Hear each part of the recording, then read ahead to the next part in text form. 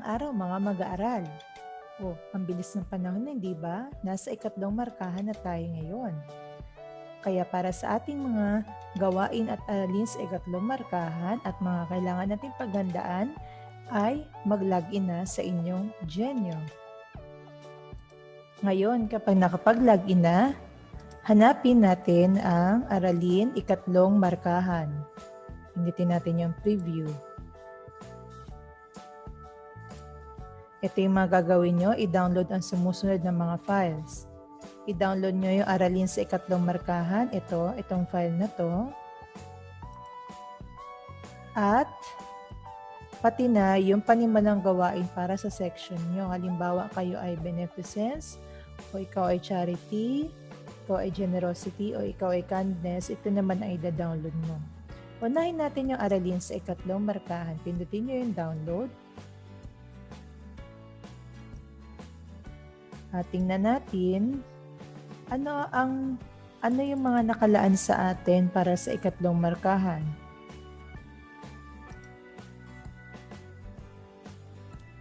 Okay, makikita nyo rito na meron tayong bagong grading system sa Filipino.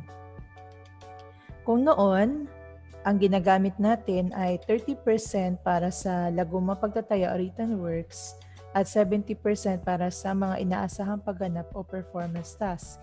Ngayon, nagkaroon na tayo ng panibagong grading system ayon sa DepEd.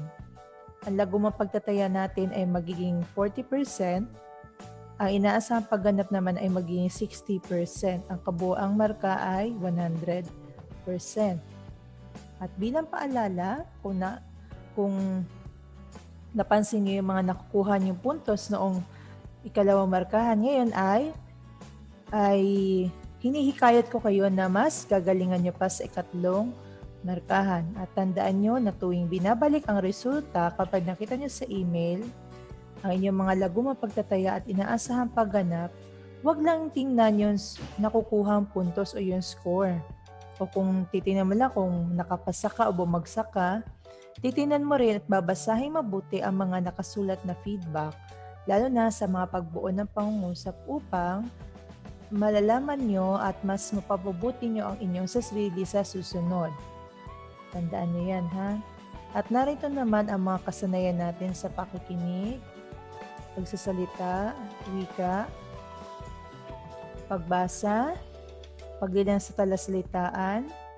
Ito ay hindi na nakasaad sa MELC sa ikatlong markahan, ngunit idinagdag natin sa ating mga aralin. Pag-unawa sa binasa, ito yung mga aknang babasahin natin, pagsulat, at panonood.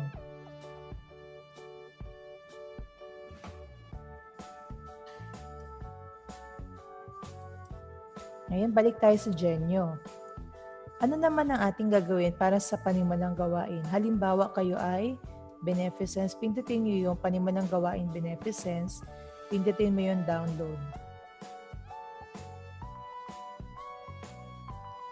Tingnan natin ang ating file. Okay, para dito, pindutin nyo yung enable editing sa itaas. Okay, papaliwanag ko sa inyo, madali lang yung maging inaasahang pagganap natin. Hindi na kayo kailangang umarte sa harap ng camera o kaya naman ay gumawa ng makakaibang gawain. Napakadali lang nito. Ang ating maging panimulang gawain ay pagpapakita ng mga hakbang sa isang simpleng DIY craft o recipe. Halimbawa, kayo ay gumagawa kayo ng isang art project o DIY craft, do-it-yourself craft o recipe o yung may niluto kayo o kaya ginawang pagkain na madaling gawin at kaya sundan ng mga bata. Pwede nyo yung gawin. Maghahanda rin kayo ng mga gamit sa paggawa nito. Kabisahin ang mga hakbang. Kailangan alam niyo yung mga hakbang paano gagawin, ha? At wala kayong tinitingnan na ibang gabay habang kinukunan kayo ng video o wala kayong binabasa o kaya wala kayong pinapanood na ibang video para masundan niyo, okay? Kailangan alam niyo yung mga gagawin para mas maging natural kapag ipinakita niyo sa harap ng camera at mas nakikita ng mga kaklase ninyo kung paano nyo ito ipinapakita at masusundan nila yung mga hakbang na ginagawa ninyo. Kailangan sa loob ng 3 hanggang 5 minuto ay tapos na ang gawain ito. Okay, isa pang pwedeng maging paraan para mapabilis yung paggawa nyo ng video, dapat ay nag-ensayo muna kayo paano ito gawin, o kung hindi masyado marunong sa pagluluto, magpaturo kung paano gawin, tapos kayo na mismo ang gagawa. Okay, ang video natin ay may 3 hanggang 5 minuto lang. Ito ay dapat may size na hanggang 100 MB lang at yung format nito ay MP4. Okay, pwede kayo yung mag-edit ng video nyo. Okay, halimbawa para mapaiksi yung oras, pwede nyo i-edit yung video. Ipasa ito bago ang araw ng presentasyon at ipapasa nyo sa Google Form yung ating video. Okay? Ito yung mga pamantayan natin.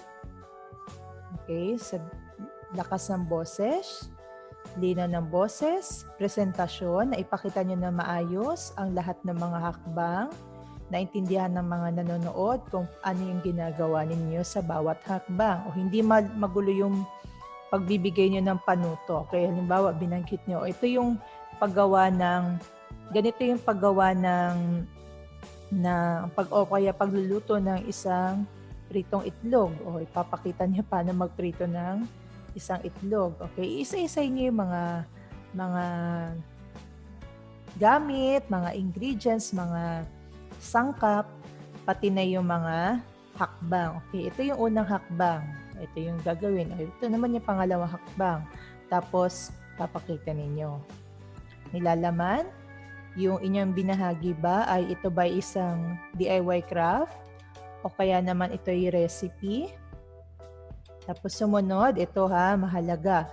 Paggamit ng wikang Filipino, nagagamit ng Wisto ang wikang Filipino sa buong video. Ay, halimbawa, ang mga sangkap ninyo o yung mga ingredients o mga sangkap ay English.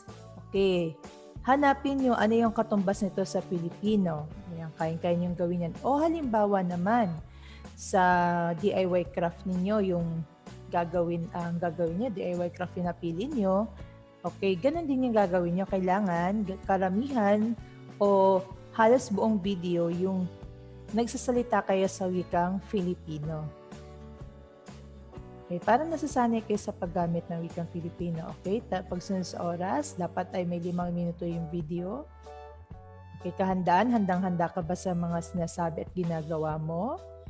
At naipasa mo ito sa takdang araw. Okay, ito yung mga takdang araw ng presentasyon. Makikita mo rin yan. Okay, titingnan niyo mabuti kung anong araw kayo, anong petsa kayo magpapasa ng video. At ito yung panonoodin natin sa asynchronous natin sa hapon.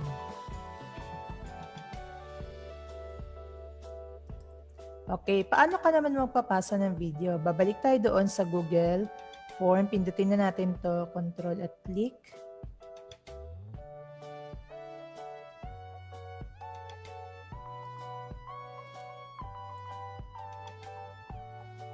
At ipapasa nyo na yung hakbang sa isang gawain.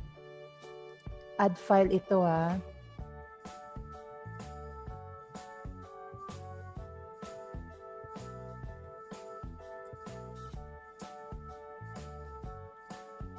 Okay, yung buong mong pangalan.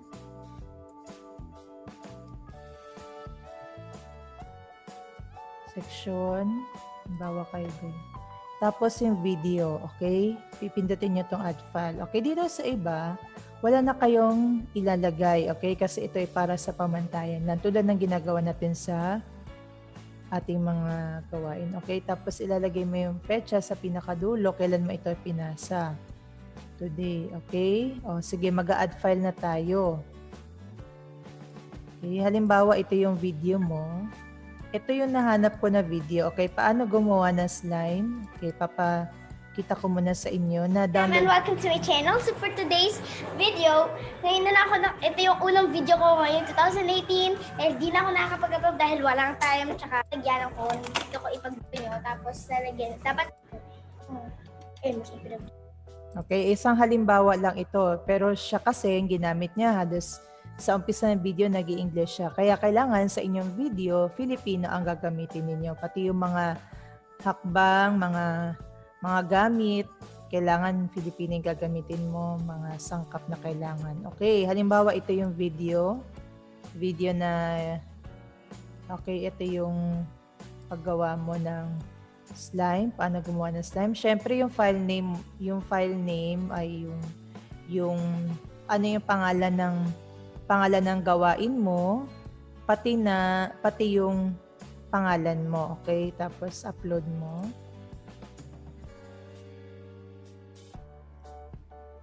Okay, 'di ba dati nakagawa na kayo sa Hele na ipakita niyo doon sa video niya sa Hele yung pagluluto. Ayan, pwede niyo ring gamitin yung mga natutunan niyo doon at gawin niyo lang na mas maayos ang video at kailangan Filipino ang wikang gagamitin.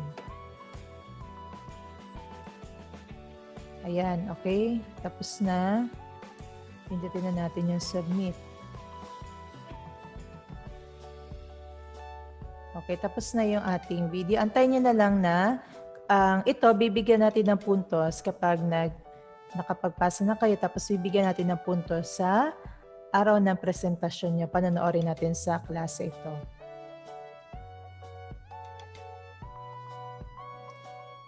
Naway naunawaan nyo ang mga hakbang sa paggawa ng ating panimulang gawain at mga aralin at mahalagang kailangan tandaan sa ikatlong markahan. Hanggang sa muli, paalam!